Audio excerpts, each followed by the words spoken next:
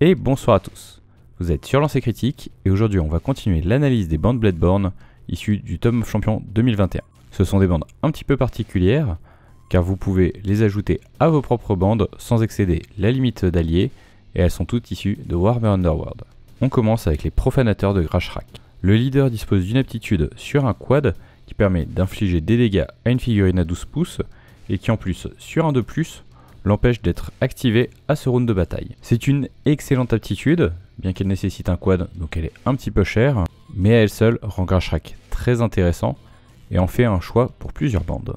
Niveau profil, ils restent tous plutôt faibles et assez fragiles pour leur coup, ce qui ne les rend pas vraiment intéressants, donc en dehors de Grashrak, il y a assez peu de chances que je prenne quoi que ce soit d'autre. On enchaîne avec les Seid de Magor. Le leader dispose d'une aptitude sur un double pouvant infliger quelques dégâts mais qui n'est pas vraiment intéressante. Riptus, le chien de corne, a quant à lui une aptitude sur un triple qui permet aux autres Seid de Magor à 6 pouces de faire une action de mouvement bonus. C'est une aptitude intéressante car elle ne nécessite qu'un triple et permet d'offrir une action bonus à plusieurs figurines en une seule fois. Niveau stats, on est pile dans la moyenne, que ce soit en termes de résistance ou de dégâts, donc rien d'exceptionnel. Ensuite nous avons les pierres de Garek. Ils ont une aptitude sur un double qui leur permet d'ajouter la moitié de la valeur de l'aptitude à leurs caractéristiques de mouvement pour leur prochaine activation. Ce n'est pas une aptitude extrêmement intéressante car elle ne peut ajouter que 3 de mouvement maximum et ce que pour une seule activation. Ils disposent également d'une aptitude sur un quad qui leur permet de faire une action d'attaque bonus mais également d'augmenter leur valeur d'attaque du nombre de figurines qui ont été tuées lors de ce round. C'est une aptitude que je trouve particulièrement sympa mais assez circonstancielle. Le leader a une aptitude sur un double qui lui permet d'augmenter sa valeur de dégâts critiques de la moitié de la valeur de l'aptitude. Comme souvent pour les aptitudes qui augmentent les dégâts critiques, celle-ci est très limitée et il y a peu de chances que je ne l'utilise jamais.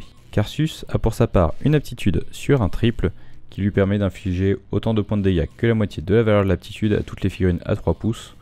Là encore c'est assez circonstanciel et les dégâts sont plutôt faibles et il y a peu de chances que j'utilise un triple pour ça. Point de vue stats, ça reste une bande qui est assez intéressante, parce qu'elle n'est pas chère, ils ont tous un mouvement de 5 de base, ce qui est plutôt élevé, et leurs dégâts sont très corrects pour leur prix. Cependant, ça reste une bande assez fragile, donc il faut vraiment réfléchir avant de les prendre, car vous risquez de les perdre facilement. Ensuite, nous avons les yeux des neufs. Ils disposent d'une aptitude sur un quad, qui leur permet de faire une action d'attaque bonus, et de plus, si cette dernière est une attaque à distance, vous pouvez ajouter la valeur de cette aptitude à la force de l'attaque. Bien que sur le papier ce soit une aptitude intéressante, leur valeur d'attaque à distance étant plutôt faible, cela reste assez limité. L'horreur bleue a une aptitude sur un double qu'elle ne peut utiliser que si elle a été blessée. Elle permet de placer une nouvelle figurine d'horreur sulfureuse sur le champ de bataille à 3 pouces, mais vous devrez ensuite retirer l'horreur bleue. C'est une aptitude qui permet de faire pas mal de choses. Un peu comme sur les bandes de démons de Tzeentch, elle peut être assez intéressante, surtout que l'horreur bleue ne coûte pas beaucoup de points. Ksharik a une aptitude sur un triple qui lui permet d'augmenter sa valeur de dégâts et dégâts critiques lors de sa prochaine action d'attaque. C'est sans aucun doute l'aptitude la plus intéressante de la bande, augmentant les dégâts de Ksharik de façon exponentielle, le rendant vraiment très efficace. C'est une bande qui peut être intéressante si vous avez une faible utilité de vos dés d'aptitude. Vortemis, le leader, a une action d'attaque à distance plutôt correcte, ce qui peut justifier son achat. L'horreur bleue quant à elle est très intéressante, tout comme Ksharik, qui fait énormément de dégâts. Concernant Narvia et Turosh, par contre, leur profil est beaucoup trop faible comparé à leur prix. Nous avons ensuite les Verructés. Le leader dispose d'une aptitude sur un double, ne pouvant être utilisé qu'une seule fois par bataille, lui permettant de faire une action d'attaque à distance bonus. Cette attaque ne faisant en moyenne que 3 points de dégâts, il y a assez peu d'intérêt de l'utiliser. Niveau profil, ils sont par contre assez intéressants. Autant le leader est assez faible, autant les deux combattants sont extrêmement résistants pour leur prix et leurs dégâts sont plus que corrects. Nous avons ensuite le cortège de l'effroi. Sur un quad, ils disposent d'une aptitude qui leur permet de faire une action d'attaque bonus. De plus, si une des deux figurines a été blessée, vous pouvez ajouter 1 à votre caractéristique d'attaque, et si les deux figurines ont été blessées, vous pouvez ajouter 3 à la place. C'est une excellente aptitude, vous permettant de profiter pleinement d'une figurine moribonde.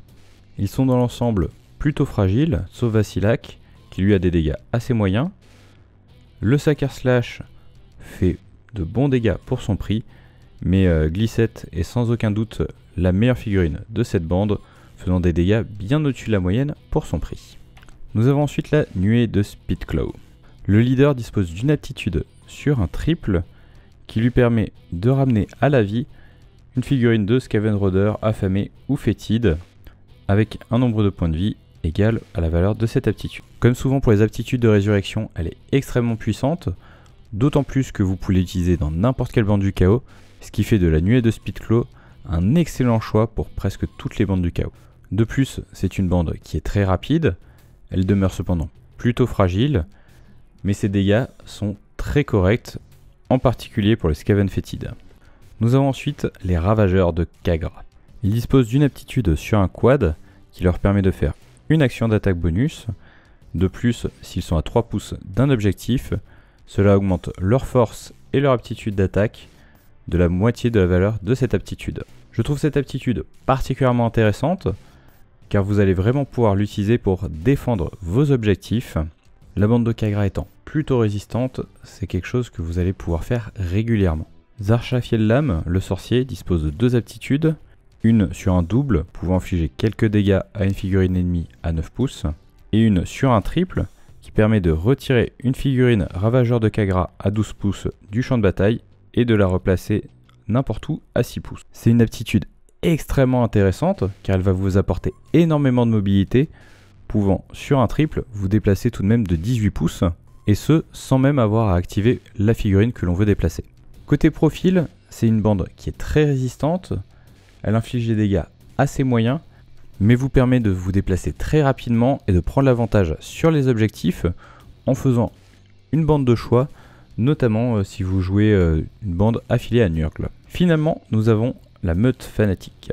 Ils disposent d'une aptitude sur un quad qui leur permet de faire une action d'attaque bonus et en plus d'ajouter à leurs caractéristiques d'attaque la moitié de la valeur de cette aptitude. C'est sans surprise une aptitude assez intéressante pouvant servir de multiples occasions. Le leader a une aptitude sur un triple qui permet de baisser l'endurance d'une figurine ennemie à 12 pouces jusqu'à un minimum de 1. C'est une aptitude que je trouve particulièrement forte car vous allez pouvoir baisser énormément l'endurance d'une figurine, rendant les gros combattants élites ou les porteurs d'objectifs des proies faciles pour le reste de votre bande.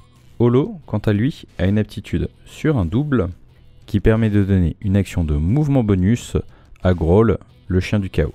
Niveau stats, ils sont fragiles pour leur coup, mais leurs dégâts sont plus que corrects. De plus, l'aptitude du leader qui permet de réduire l'endurance en fait également une bande de Bladeborn de choix pour toutes les bandes du chaos. Et merci à tous de m'avoir suivi pour ce nouvel épisode de Lancer Critique. Merci tout particulièrement à mes tipeurs, et je vous dis à très bientôt pour toujours plus de Warcry.